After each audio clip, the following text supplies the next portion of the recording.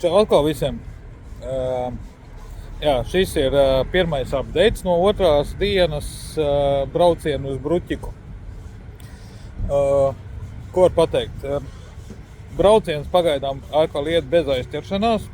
Varšuvā, brauc garām Varšuvai, tur satiksme, teiksim tā, bija diezgan pilna, sabiezējusi, bet nereiz nebija jāapstājās ar korķi. Ātrums mazliet samazinājās. Bet citādi viss baigi forši, ceļi uzturēti ļoti labā kārtībā. Pirms Varšavas kaut kādi 30 km izstās, tur bija atkal jauns asfalts uzlietas. Tiešām prieks braukt. Jā, tādu kreisēšanas ātrumu es samazināju no 80 jūdzēm uz 70 jūdzēm. Rezultātā es varēju nobraukt ar vienu bāku daudz vairāk, jā. Es tagad nobraucu 120 jūdzes, tieši 120 jūdzes, kopš iepriekšējās uzpildīšanās pie Lomžas. Tagad atkal uzpildījos.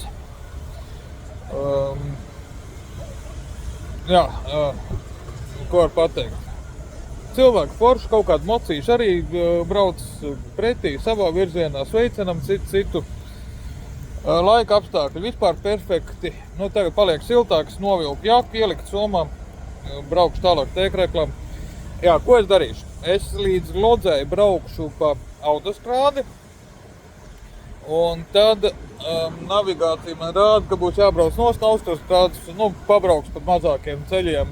Es ceru, ka tas būs mazliet interesantāk, nebūs tik garlaicīgi. Šodien man ir vēl ko braukt 301 kilometrus, kā man rāda.